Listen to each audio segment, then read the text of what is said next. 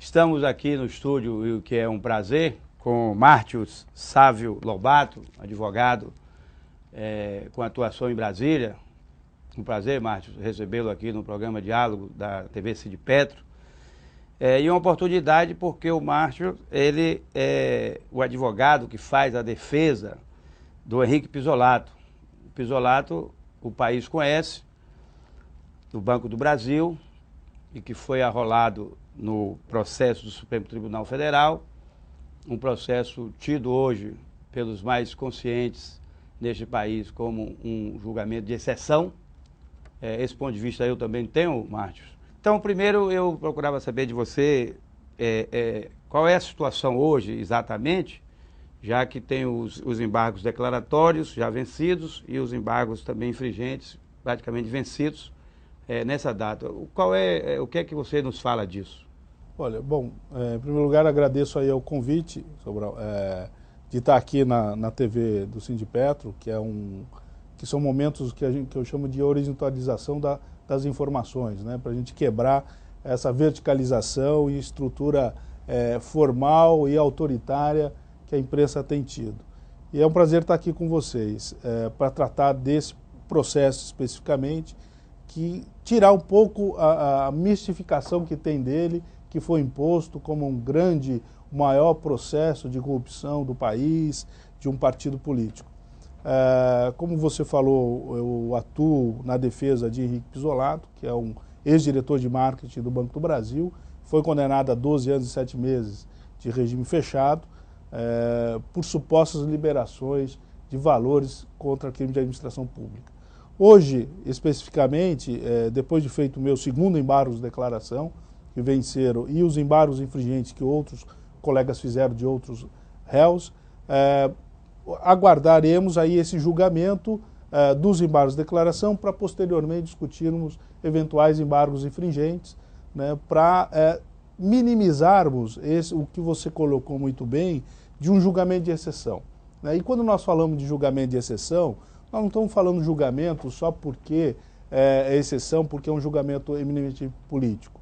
Né? Nós sabíamos que como uma corte constitucional é política, interpreta uma Constituição que também é política, certamente preconcepções políticas daqueles julgadores iriam se sobressair naquele julgamento.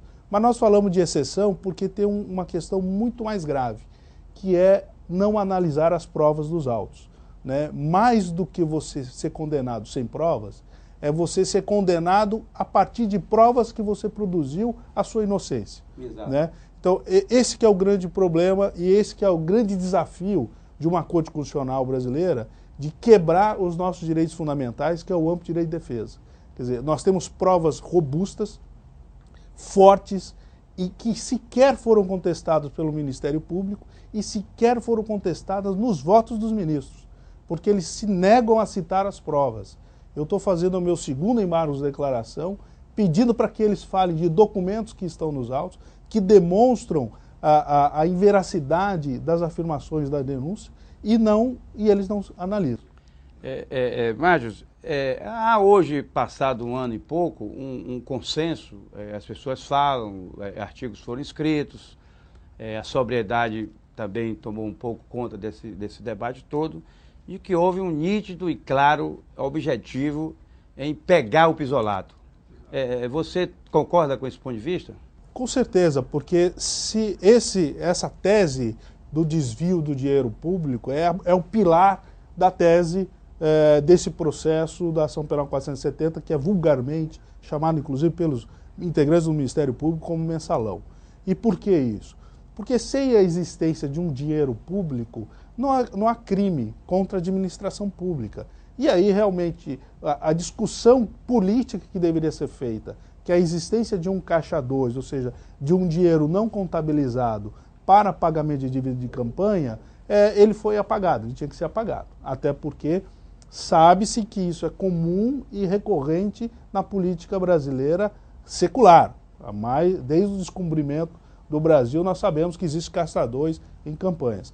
Então, por que pegaram ele? Primeiro que na estrutura do Banco do Brasil, ele como diretor de marketing, ele era o único petista naquele setor, que atuava em contraposição de propagandas que eventualmente a DNA, propaganda do Marcos Valério, fazia em prol do Banco do Brasil, com o contrato firmado. Isso. Então ele foi colocado lá para dizer que foi um petista que foi colocado exatamente para montar um grande esquema de corrupção no Brasil. E inclusive para justificar a formação de quadrilha que envolveu José Disseu, José Genuíno. Né? Porque sem o dinheiro público não tem formação de quadrilha. Porque se a formação de quadrilha tem como finalidade a reunião de pessoas para cometer um crime, a reunião dessa quadrilha seria para tirar dinheiro público. Como não teve dinheiro público, você não tem formação de quadrilha. Então, realmente foi montada uma história perniciosa, perversa, foi privatizado o instituto que é da maior importância do Brasil, que é o Ministério Público, por interesses pessoais. No Paulo Henrique Amorim, que eu acompanho, e faz o contraponto ao Partido da Imprensa Golpista, o PIG, que aí vai a Rede Globo, vai a Folha, vai a Veja, vão os grandes, o Estadão, os grandes veículos de comunicação desse país, o baronato da mídia, que persiste em querer desestabilizar os 10 anos de governo petista, e essa foi uma oportunidade e não teve sucesso. Eles vão voltar novamente em 2014 com a mesma tese.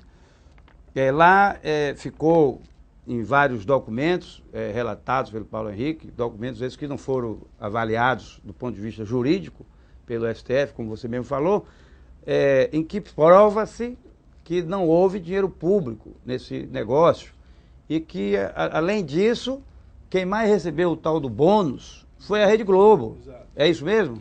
É isso mesmo. E nesse ponto do bônus de volume é importante ressaltar o seguinte, tanto nas minhas alegações finais, a prova que eu produzi nos autos e a minha sustentação oral, eu firmei isso. Eu levei como testemunha nossa de defesa o Floresbal, que é o diretor da Rede Globo, e ele fez um depoimento de mais de 2 horas no seu depoimento como testemunha, né, portanto compromissado. E ele explicou o que seria o bônus de volume e disse que foi ele que criou o bônus de volume no Brasil, que foi a Rede Globo que instituiu o bônus de volume. E afirmou com todas as letras, e está escrito textualmente, que a Rede Globo mantém contrato com o Banco do Brasil e nunca repassou o bônus de volume para o Banco do Brasil, porque não é do Banco do Brasil. Então, é o que eu falei na minha sustentação oral e que até hoje nenhum integrante da Suprema Corte se manifestou. Por exemplo, se realmente aquele bônus de volume que o meu cliente está sendo condenado como não buscar para o Banco do Brasil é do Banco do Brasil, se isso é crime, porque até hoje o Ministério Público, o seu procurador Rugel e o atual Procurador-Geral da República não processaram a Rede Globo por crime também, porque ele tem uma declaração expressa no depoimento, juramentado, de que nunca repassou. Então, de duas uma, ou realmente esse dinheiro não é do Banco do Brasil, e portanto eles não têm elemento, ou eles estão agindo, utilizando, é o que eu falo da privatização de uma instituição pública, utilizando de forma perversa um processo para incriminar um partido.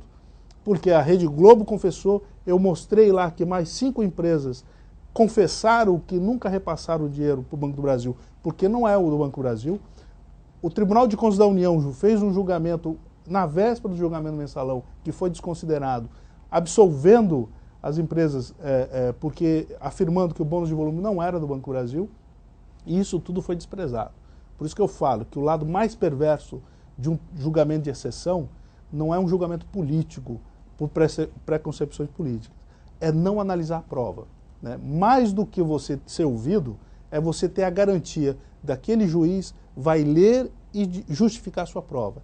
E se ele não aceitar, ele fundamentar, olha, essa prova eu não admito por causa disso, disso, disso. Isso é fundamentação jurídica, que infelizmente não foi feito. Isso seria o Estado Democrático de Direito. Isso é o Estado Democrático de Direito de um constitucionalismo contemporâneo que nós dissemos que é o amplo direito de defesa. Né? Correto. Mártios, uma coisa que são 2 pesos e 2 medidas. Aí nós vamos, saindo dessa questão que abordamos do Pisolato, nós vamos para o tucanato.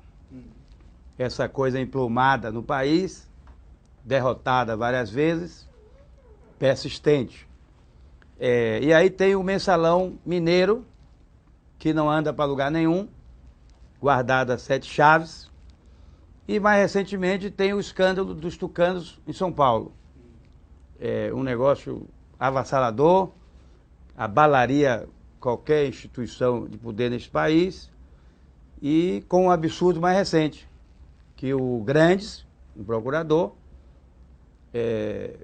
grande parte do país sabe dos comprometimentos políticos partidários, e que agora aparece a história de que a Suíça engaveta o processo que solicitou da investigação contra a Alstom, que a Siemens botou na rua, e que pega de Mário Covas a José Serra e ao Alckmin, todos os tucanos emplumados do país, a cúpula e a nata do tucanato, e que aí ele engavetou, foi colocado numa pasta errada, e por força disso a Suíça paralisou, e parece que o país assiste a isso como é que diria?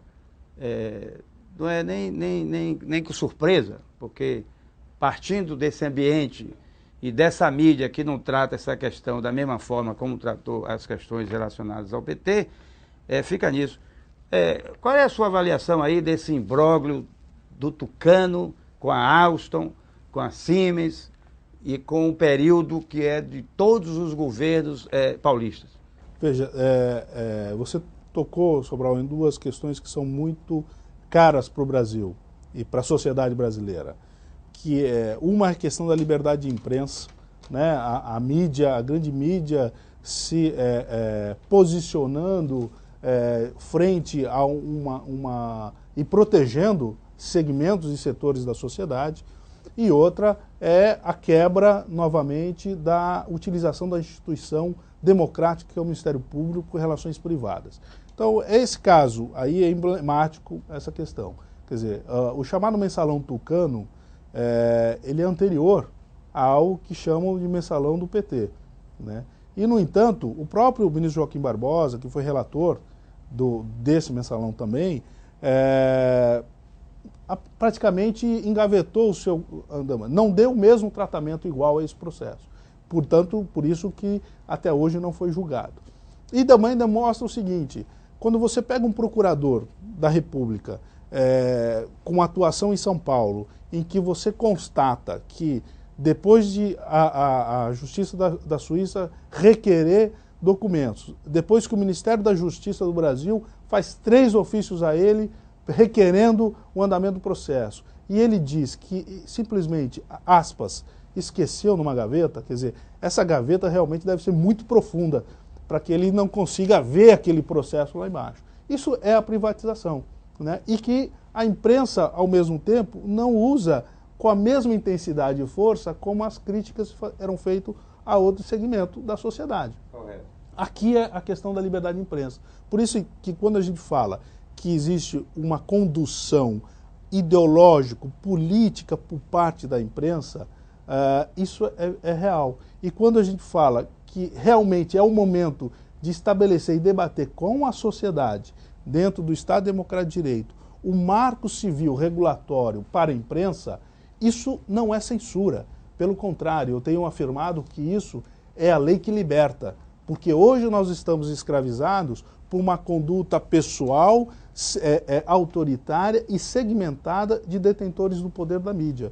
Com uma lei debatida com a sociedade, pulverizada e com a sociedade participando na elaboração desse processo de formação dessa nova lei, desse novo marco civil, nós vamos ter uma lei que liberta, vamos ter uma lei democrática e, portanto, nós vamos poder trazer essa igualdade dentro da sociedade e todos terem condições de o mesmo espaço nas grandes mídias de acusar ou defender. Mas a democracia é a possibilidade dessa igualdade. Qual é a igualdade? Igualdade de falarmos de forma de frente a frente e termos a condição de a sociedade avaliar se eu falo verdadeiramente ou é você. Mas quem avalia é a sociedade. Aproveitando essa conversa, Matius, eu gostaria de dizer que talvez agora se acelere no nosso país a possibilidade da gente ter essa legislação na área da mídia, como na Argentina acaba de ter, a Cristina Kirchner acaba de conquistar, depois de 6 anos, árduos 6 anos, ela consegue que a Suprema Corte Argentina declare constitucional a lei e lá passa a existir uma legislação que dá um melhor formato a esse baronato da mídia, e o Clarim está expediando. A versão do Clarim, para quem não conhece no Brasil, é a Rede Globo. Então a Rede Globo não tem feito outro negócio nos últimos dias a incensar editoriais, e ontem chegou até a dizer que vai levar para tribunais internacionais, o Clarim, o Grupo Clarim, tal. Mas nós vamos chegar lá, eu não tenho dúvida disso. Para encerrar essa conversa do nosso diálogo, Márcio, e desejar um resto de semana bom aqui em Salvador, eu queria lhe perguntar uma coisa mais pessoal da sua relação com o Pisolato, voltando a ele. Hoje, como é que você sente o astral do Pisolato e o familiar também, e a crença dele e a sua, de que tudo isso seja restabelecido, a verdade dos fatos ao final se consolide e a sociedade brasileira possa encarar de frente tudo isso? Sobrão, eu conheci Henrique Pisolato há anos atrás, ainda quando atuando, como eu atuo muito nos direitos sociais, no movimento sindical, na assessoria. Conheci ele enquanto dirigente sindical, depois diretor da Previ, e quando assumi a sua representação, a sua defesa, que eu fiz após o recebimento da denúncia, eu tive vários contatos, estudei muito, e hoje eu posso dizer o seguinte: eu tenho convicção, e isso não é só de um cidadão, mas é do advogado. Aliás, não é só do advogado de defesa, é de um cidadão. Eu tenho convicção da sua inocência. Tá? A vida dele foi... na verdade, ele já é um réu preso, né? Ele não pode sair na rua, porque quando ele é reconhecido, ele é xingado, ele é achincalhado, ele é chamado de corrupto. Então ele praticamente fica isolado em sua casa com sua esposa, né? A família não desagregou porque eles têm uma fé, uma religiosidade muito grande, eles têm uma fé em Deus muito grande, portanto essa religiosidade os aproxima. Mas eu tenho dito isso, a pena dele já está sendo cumprida, porque a pessoa que não tem condições de sair da sua casa, mesmo tendo liberdade, ela está presa, né? Então, isso está aí. Muitas vezes ele tem altos e baixos, momentos de mais fortes em que ele acha que realmente vai demonstrar, porque nós já provamos a sua inocência, só não está sendo lida aquela sua inocência, e momentos de grandes depressões, né, quando ele percebe que ele está indo para uma prisão de que realmente ele não teve participação e não teve atuação, né, nessa questão. Então, isso é muito ruim para a sociedade brasileira. Talvez hoje aqueles que levantem cartazes por uma prisão imediata, botar na cadeia, não percebam que isso pode ter o revés, né? Eu sempre digo isso, que eu ouvi de um professor, que a interpretação que você faz hoje pode se voltar contra você mesmo. Então essa atuação perversa, né, essa questão de provar, utilizar uma teoria sem o conhecimento profundo dela, apenas para um modelo de justificação de decisão, amanhã pode se voltar para a sociedade. E por isso que quando a gente luta, e eu particularmente defendo essa pessoa, indivíduo, mas também como professor, como doutor em Direito Constitucional, também defendo a minha Constituição, como cidadão e professor, muitas vezes eu vejo isso, que estamos rasgando a nossa Constituição, os nossos direitos individuais, as nossas garantias fundamentais. A cidadania e o cidadão precisam perceber isso. E por isso, só para finalizar, reitero, principalmente com a liberdade de imprensa. O marco regulatório da liberdade de imprensa, ela não é autoritária, ela é a lei que liberta. Talvez seja a única lei que possamos, junto com a sociedade, discutir no Estado Democrático de Direito a democratização da informação, que hoje nós temos as suas agarras muito presas, né? Tá, agradecemos a presença e a participação do Márcio nessa conversa com o programa Diálogo, e quando você estiver para o Salvador da próxima vez, apareça, faça uma visita que será muito bem-vindo. Eu agradeço o convite, a sua participação e essa oportunidade de estar aqui com os trabalhadores petroleiros para esclarecer o que muito foi tornado um mito, né? dentro de uma relação da sociedade brasileira. Muito obrigado.